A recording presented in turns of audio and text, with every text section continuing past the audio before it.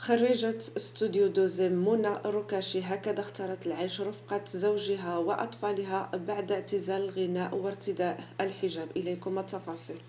من منا لا يتذكر الفنانة المغربية منى الركاشي التي تألقت في برنامج المواهب الغنائية الذي كان يبث على القناة الثانية دوزيم، والتي تألقت بشكل كبير في تلك الفترة، وكان صوتها من أقوى الأصوات التي كانت تغني الأغاني الغربية في البرنامج.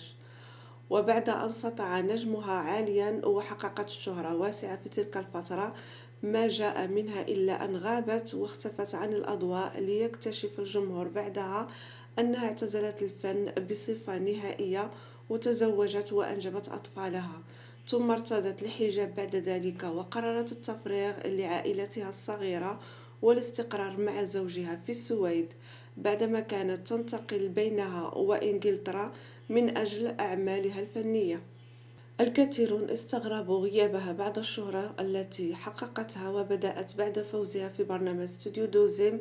ولدت من عائلة مغربية مقيمة في السويد وتنحدر من مدينة طنجة، حيث كانت تقضي معظم عطلها الصيفية منذ الطفولة.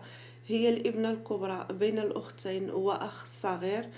جاءت مشاركتها في برنامج استوديو دوزيم بمحض الصدفة، لكن صوتها قوي ساعدها للفوز بمراكز متقدمة التي كانت تنظمها القناة الثانية دوزيم. بعد البرنامج شاركت في العديد من الحفلات الفنية وأنتجت عدة أغاني أغلبها باللغة الإنجليزية. فبعد زواجها وإنجابها طفلتها الأولى قررت التفرغ لعائلتها الصغيرة والاستقرار مع زوجها في السويد، ورزقت طفل آخر، ويذكر أنها ارتدت الحجاب مؤخرا ونشرت صورا لها به.